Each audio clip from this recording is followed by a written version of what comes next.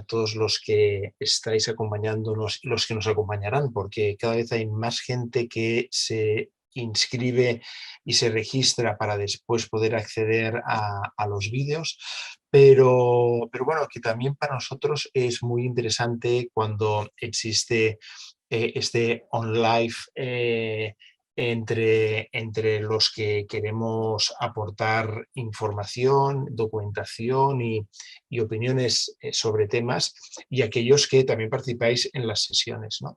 Hoy va a ser una sesión que es, digamos así, iniciática, porque queremos hacer un ciclo veis aquí la imagen, si quieres conectar la cámara, Leonardo,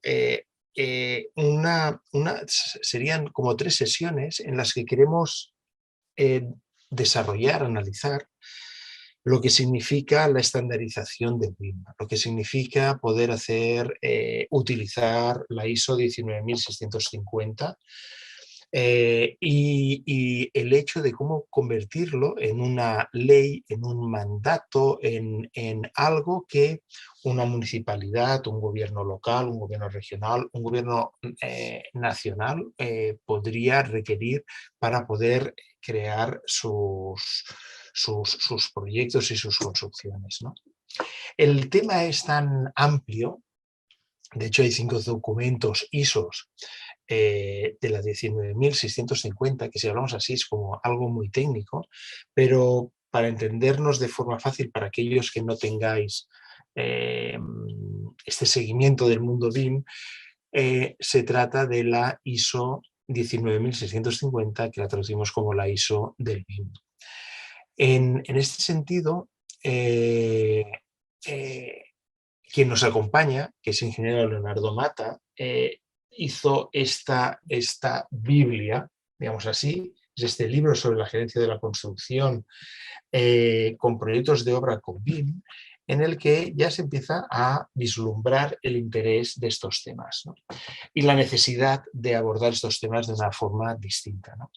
También, por ejemplo, si nosotros tenemos un mandato BIM en Cataluña, tenemos 17 regiones autónomas que aún no disponen de esta, digamos así, reglamentación o obligación para utilizar el BIM. Y por lo tanto, esta ISO, que tenía que ser algo ya como algo interiorizado, aún está en proceso. Yo diría que aún más en proceso cuando quizá para un ingeniero como Leonardo Mata no es tan cambio de paradigma, pero para un arquitecto, os he de decir que para un arquitecto utilizar una herramienta ISO es algo extraño, ¿no? Cuando estamos nosotros pensando en la creatividad, en el proyecto, en las ideas, en este mundo más etéreo, ¿no? Pero al final hemos de aterrizar, y hemos de aterrizar de una forma que cada vez es más dura en este sentido y que además implica poder tratar de una manera distinta los proyectos y entender que estos proyectos se han de trabajar de una manera más transversal y de alguna manera más colaborativa. Os traigo 2 documentos, sabéis que siempre me gusta enseñar documentos, libros, etcétera. Hemos enseñado el libro de la gerencia de la construcción, súper recomendable, porque además tiene, si no recuerdo mal, 800 páginas, ¿no, Leonardo? 700, bueno, a tocar 800 páginas, yo diría que es más largo que la Biblia, o sea, por lo tanto, importantísimo. Y por otro lado, os voy a enseñar unas cosas que estamos trabajando desde BIM Academy, que fijaos, estos son unas fichas que hace un ente que se llama School of Life desde Inglaterra y que se llama Teamworks, y es cómo trabajar las dinámicas de grupo. Y entonces vas descubriendo que incluso van trabajando este tipo de fichas, ¿no? En las que el hecho de trabajar en equipo no es algo que solamente podamos decir nosotros que estamos trabajando en equipo, sino que hay unas maneras de trabajar, unas metodologías, unos procedimientos para hacerlo, ¿no? Nosotros hemos titulado a esta primera sesión como esta ley hacia una ley de estandarización del BIM y esta utilización de la ISO 19650, pero Este ciclo queremos hacer, y si a todos nos va bien, la próxima sesión podría ser dentro de 20 días, sobre el 21 de febrero, y la otra sobre el 21 de marzo, porque veréis la cantidad de temas que podemos abordar, ¿no?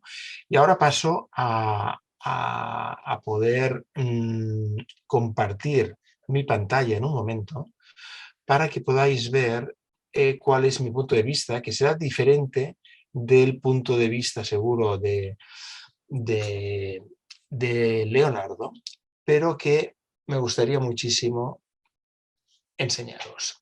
Fijaos, mi idea de esta estandarización es cuando nosotros estamos hablando de industrialización, ¿no? Para mí una ISO es igual a un proceso industrial. No sé por qué, pero tengo esta sensación. Si alguien difiere, en el chat podéis escribir, nos podéis hacer preguntas, porque la idea es más o menos que yo pueda estar hablando unos 20, 30 minutos, el ingeniero Leonardo Mata también, y que después pasemos a una breve mesa redonda, ¿no? Por lo tanto, que si hay cuestiones para tocar, nos las escribís o participáis en el momento que terminemos nuestras intervenciones y con mucho gusto debatiremos. Pues esta es una sesión para debatir principalmente, ¿no? Pues fijaos, me llegó una información de esta empresa que se llama FortaPro, que trabaja de forma modular y que por lo tanto ellos trabajan desde el punto de vista de lo que os decía, ISO igual a industria, pues qué industria tenemos en la construcción, y es la gente que trabaja en el ámbito modular, ¿no? FortaPro se ha hecho famosa porque ha ganado bastantes Offsite Awards. Estos son unos premios que se dan en el Offsite Expo de Coventry, en el Reino Unido. Pero lo más interesante de esto es que lanzaron una nueva manera de hacer apartamentos sostenibles. Ya veis que aquí la construcción se hace de forma modular dentro de una fábrica, y por lo tanto tiene mucho sentido el tema de la ISO. Y para mí, yo creo que la ISO es muy importante desde el punto de vista de que podamos seguir procesos industrializados con un método, con un procedimiento, y por lo tanto a cumplir con este procedimiento. Pero claro, lo más interesante es que ha habido una empresa que ha comprado una parte de FortaPro. Y esta parte que han comprado, bueno, esta empresa se llama Samsung, y ya hace 2 años había invertido en Etopia, que es otra empresa que hace este tipo de construcción modular, offsite, prefabricada. Entonces empiezas a ver esta relación entre lo que significa, o para mí, que da mucho significado, ¿no?, al arquitecto que normalmente trabaja en estos proyectos, como hemos comentado antes, ¿no?, hiperdiseñados, etcétera, únicos, sino a aquella arquitectura, digamos así, estándar, no estándar por la forma, sino por los procesos que utilizan, ¿no? Yo he tenido que oír muchas veces, bueno, Ignacio, no, es que cada proyecto de arquitectura es distinto porque cada cliente es distinto y porque cada emplazamiento es distinto. Yo pienso, bueno, también los coches son para clientes distintos, van por carreteras distintas, pero se hace un tipo de automóvil que sirve para todo el mercado mundial, ¿no? ¿Por qué no puedo hacer arquitectura que yo pueda exportar a todo el mundo, por ejemplo? Entonces, os enseñaré un par de inputs externos, ¿no?, que son los que me van alimentando en este sentido para ver realmente esta necesidad de la ISO 19650. Y uno, aquí tenemos nuestro amigo John Messner, que precisamente colaboró con el ingeniero Leonardo Mata, con Vivian Díaz y conmigo, para poder hacer un documento sobre los retos que implica los usos BIM y las maneras de poder llegar a crear un BEP, ¿no?, un Building Execution Plan o Project, y donde quedan establecidos las maneras de trabajar. Esto quiere decir que ya estamos entrando en lo que se puede entender como algo ISO, ¿no? Entonces, claro, John Messner desde la Universidad de Pensilvania están colaborando con el gobierno federal de los Estados Unidos para hacer una implantación BIM a nivel nacional, y lo explicó recientemente, y mostró algunas de estas de esos documentos que, si alguien está interesado, pues vía chat o vía mail nos lo puede pedir. Pero si estamos atentos vamos viendo pues la dificultad ya de cómo ir hasta este National BIM Program, que yo creo que es algo que puede ser incluso útil en Venezuela, porque estáis en este proceso, creo yo, de llegar a crear una estructura donde poder formalizar el BIM dentro de la manera de construir en Venezuela. Pues fijaos cómo aquí esta digitalización de toda la parte física y funcional de infraestructuras en Estados Unidos, no sé si sabéis, pero han aprobado como trillones de dólares para remantener, revitalizar todas las infraestructuras que tienen en el país, y vamos viendo cómo la dificultad que existe, ¿no? Desde el día 1, desde el día 1 y el año 1 al año 2, pero fijémonos que a partir del 5 ya empiezan a expresar el 6, el 7, el 8, el 9, el 10, hasta llegar a una maduración, que esto en el Reino Unido se ha logrado en 4 años, desde el 2002 hasta el 2016, en el que el gobierno británico se declara país BIM, ¿no? Entonces, bueno, ya vamos viendo, ¿no? Este BIM Roadmap, que es lo más difícil de generar dentro de un país. Vemos cómo en Estados Unidos fue los primeros estándares, que estándar igual a normativa, igual a ley, igual a ISO, igual, etcétera, ¿no? Esta correlación empieza desde el 2004, y aquí es interesante porque se ve cómo terminaría en el 2023. Y justo ahora nos encontramos en el año 2023. Y justo ahora es cuando el gobierno Biden aprueba esta millonaria, trillonaria inversión para sus infraestructuras. Y de aquí aparece otro documento aprobado en abril de 2022 sobre esta implantación. O sea que es algo que sí, han pasado 20 años casi, pero que tampoco han podido interiorizar perfectamente. Y yo creo que este es uno de los problemas más importantes de una ISO o de una ley o de una norma, que es el hecho de hacerla necesariamente útil para que cualquiera de nosotros nos sintamos mejor utilizando este marco contractual, legislativo y profesional para poder trabajar. Porque si no, es muy difícil hacer esta transición hacia una nueva documentación que necesitamos, ¿no? Aquí no me quiero extender más sobre el tema que presentó John Messner, pero veamos aquí cómo se dice Create Legal Framework, o sea, esta necesidad de tener esta estructura legal, por lo tanto normativa, esta necesidad de educar y entrenar a la gente, a los profesionales, para poder trabajar, ¿no? Y estos estándares. Y ahora es cuando vemos cómo esto en el 2022 se entiende como International Standard, la ISO 19650, con estos procesos, Building Smart también con el IDE o el IE de Information Exchange Definition, o sea, de qué manera la importancia de cómo nosotros hemos de entender lo mismo y de cómo intercambiar esta documentación, y vemos también cómo en este sentido el US National Standards vuelve a referirse a la ISO 19650 y habla ya de todos unos estándares nacionales.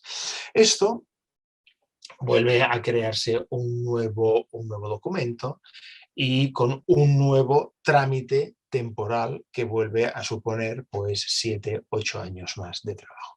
Y ahora vamos a otra realidad, porque vemos Estados Unidos, podríamos haber analizado muchos casos, ¿no? Pero me gusta sobre todo enseñaros estos porque son quizá los más opuestos y después veremos hacia dónde os quiero llegar esta diserción, ¿no?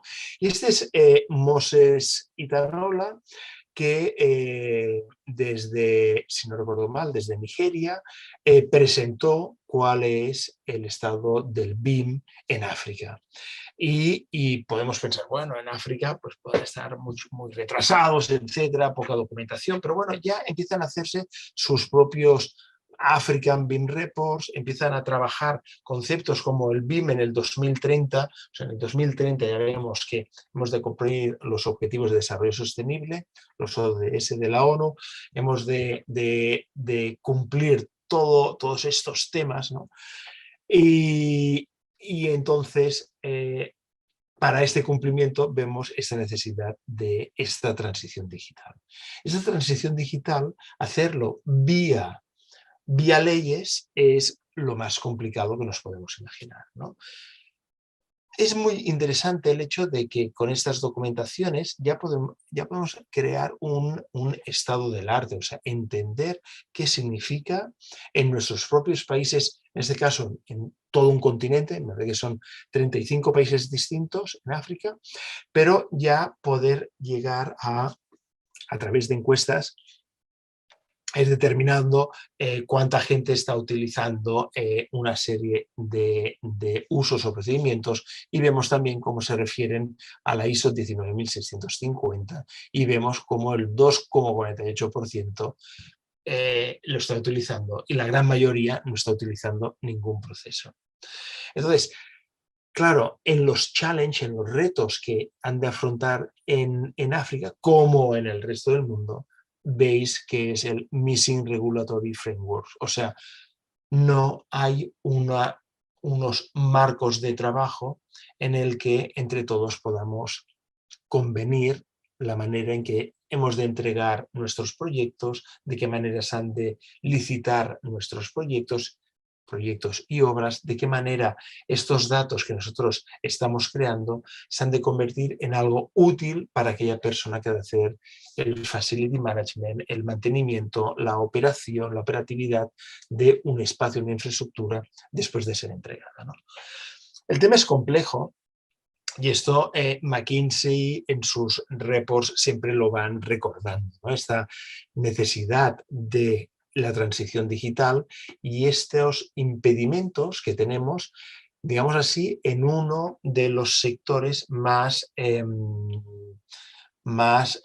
prehistóricos que tenemos en el ámbito industrial, que es la construcción, ¿no? Sí que tenemos todos los materiales industrializados, pero ningún procedimiento de la puesta en obra o de la puesta en construcción de esos materiales o de esos sistemas constructivos está procedimentado, ¿no? Y de esto podemos ver cómo cualquiera de las obras terminan más tarde de lo esperado y cuestan más dinero de lo presupuestado, ¿no? Y esta es la lástima de nuestro marco, ¿no? Aquí, por lo menos, ya se ha empezado a identificar, igual que han hecho en BIM África, ¿no?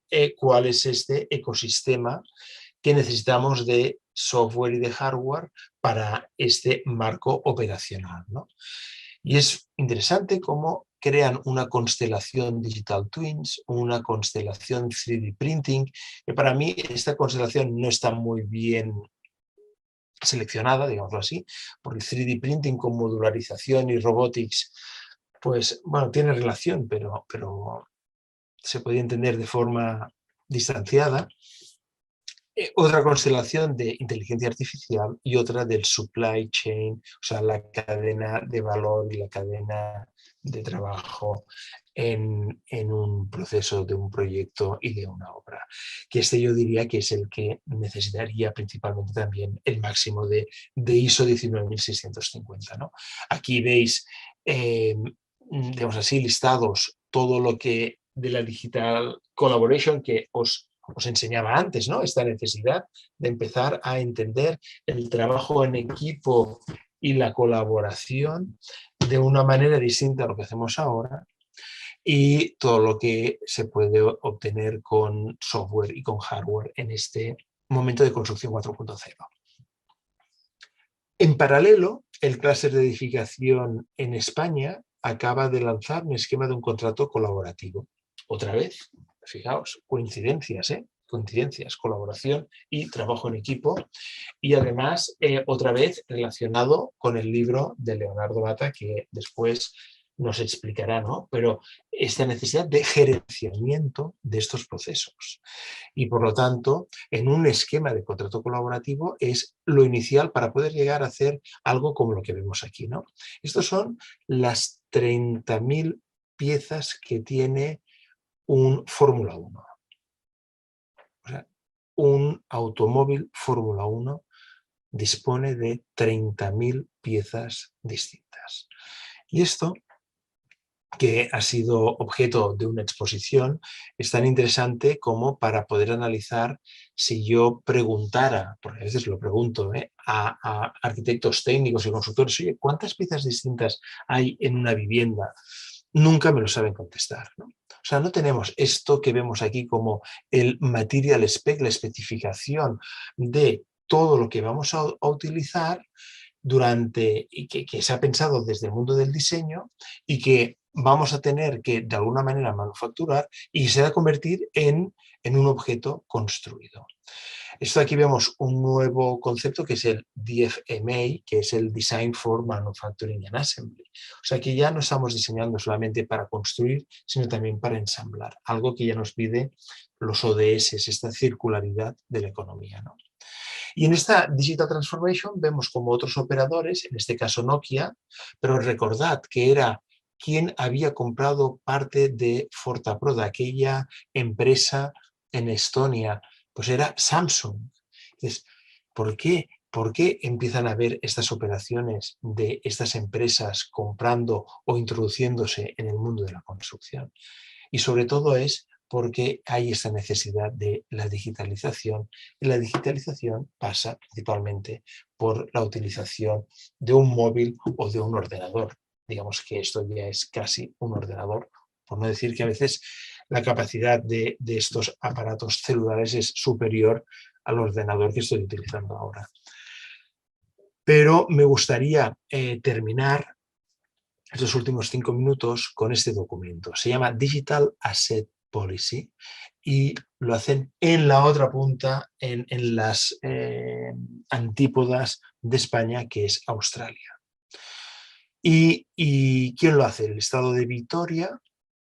Y fijaos que es el Treasury and Finance, o sea, la gente de, aquí en España sería el Ministerio de Hacienda o de Economía, ¿no? Del Tesoro, y es el que quiere incorporar esta manera de digitalizar los assets, los equipamientos, lo que estamos construyendo, sea infraestructura o sea edificación, y la importancia de tener esta digitalización de esto, ¿no? Y la importancia de entonces, empezamos a entender que la ISO 19650 nos ha de dar unos requerimientos, pero Australia no utiliza las ISOs, o bueno, digamos que las utiliza, pero fijaos aquí como referencia, porque ellos hacen su propia manera de trabajar y de una forma magnífica. Fijaos cómo aquí van comparando 4 sistemas distintos: DTF Investment Lifecycle, esto debe ser de Victoria, perdonad, Victoria, Department, etcétera, etcétera, Lifecycle. O sea que aquí ya vemos la importancia de entender todo el ciclo de vida de lo que estamos construyendo como de lo que estamos fabricando, porque cuando fabricamos cualquier cosa estamos pensando en cómo se va a reciclar, cómo se va a mantener, cuánto tiempo va a durar, etcétera, ¿no?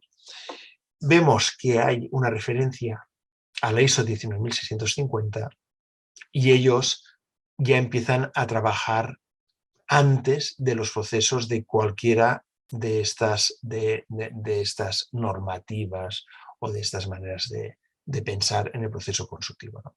Y empiezan ya con un módulo de preparación de la organización. Y hablan de gobernanza, de recursos, de procesos de negocio, de los estándares de los datos, de tecnología, de los sistemas, etc. Pero a mí me ha parecido un approach magnífico, porque ya aquí ya están haciendo, pues está pensando precisamente en que toda la gente que ha de participar se ha de preparar en estos casos de estudio y explican cómo. Después, importantísimo, cómo se va a hacer el procurement. Una lástima que utilicé tantas palabras en inglés, pero es la licitación. ¿De qué manera desde el ámbito público se va a dar paso a que un proyecto o una obra o una concesión se tenga como marco regulatorio una ISO u otra normativa para hacer que todo lo que nos venga, todo lo que estamos comprando, porque al final una licitación es una compra pública, todo aquello que nos llegue en un formato estandarizado que podamos utilizar a posteriori. Aquí ya veis cómo también hablan de implementación, build and commission, handover, del delivery y la parte de operación y mantenimiento, ¿no? Estas 14, digamos así, 14 cartas que ponen encima de la mesa, las van desarrollando. Este documento también os lo podemos facilitar, súper interesante. Si estáis realmente como vinculados a esta parte, ¿no? Aquí veis la descripción de cada uno de estos requerimientos. Se ve entonces de cada uno de estos requerimientos, con la descripción hay una mayor profundidad sobre qué significa esta sección de estos Digital Assets Policies, para quién es, o sea, para dar a conocer esto es para mí, es para otro, para qué parte de la cadena de valor se ha de utilizar y los conceptos clave. Porque claro, aquí hemos de pensar que esto cualquier ente público lo ha de utilizar, ¿no? En esta parte, pues ya ficha a ficha, recordemos estas 14 fichas, las tienen estructuradas de esta manera. Cómo se definen, cómo se manejan, cómo se gestionan y cómo se pueden optimizar. Que esto también es muy interesante de la legislación australiana, que tú cuando apruebas una ley nueva has de eliminar 2 leyes anteriores que hayan quedado obsoletas. Por lo tanto, esta tendencia a la simplificación, no hacia la complejización. Y por lo tanto, todo lo que signifique optimizar, como en el mundo industrial, es fundamental, ¿no? Bueno, yo he llegado a mi tiempo, que era utilizar 30 minutos. Aquí hay unas referencias magníficas, los acrónimos que cada vez se hacen más complicados porque ya hay listas de estos acrónimos para dar y vender, pero bueno, nos los hemos de ir aprendiendo. Y algo muy interesante que genera el Estado de Victoria es que el documento lo presentan y lo tienen en su web en formato PDF, pero también en Word. Y te lo facilitan en Word también para que tú te lo puedas descargar y utilizar aquellos parámetros, aquellos textos, etcétera, para que tú te hagas tu propio documento cuando lo necesites, ¿no? O sea, esta abertura para hacer esto, para poder, digamos así, promocionar cada uno de estos 14 puntos y que cada uno se lo haga suyo, ¿no? Aquí vemos cómo ya mezclan distintas ISOs, la 55.000 con la 19.650, hay otras sobre el IFC, etcétera. Hay muchísimas que son muy, muy interesantes en este sentido, pero para esto necesitamos como este seguimiento de estos procesos, ¿no? Entonces, yo quería poner encima de la mesa esta experiencia estadounidense, esta experiencia africana y esta experiencia australiana para ver que podemos aprender de cada uno de estos campos para hacernos nuestros estas maneras de actuar En mi caso, en Barcelona, Cataluña, España, Europa, y en vuestro caso, pues probablemente para Venezuela, y yo diría también para toda Latinoamérica, ¿no?